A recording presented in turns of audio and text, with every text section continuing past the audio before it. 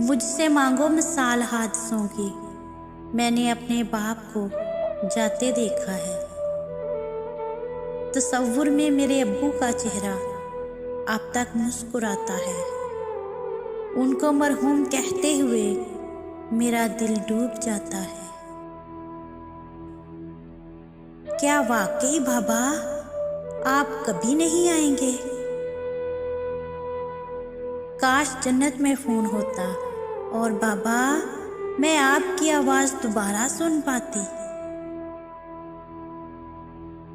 आंखें बंद करके आपकी मौजूदगी महसूस करने के सिवा मेरे पास आपसे मिलने का कोई दूसरा रास्ता नहीं है।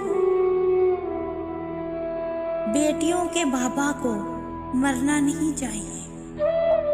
बिना बाबा के बेटियां जीना भूल जाती हैं।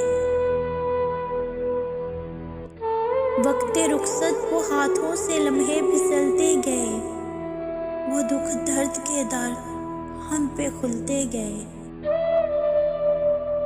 वो आंसुओं ने चारों तरफ से हमको घेरा, मैं थी तकदीर से मजबूर, बस नहीं चल रहा था मेरा। वो बाबा मेरे फिर यूं खो गए, मनो मिट्टी के नीचे जाके सो गए, मनो मिट्टी के नीचे जाके सो गए।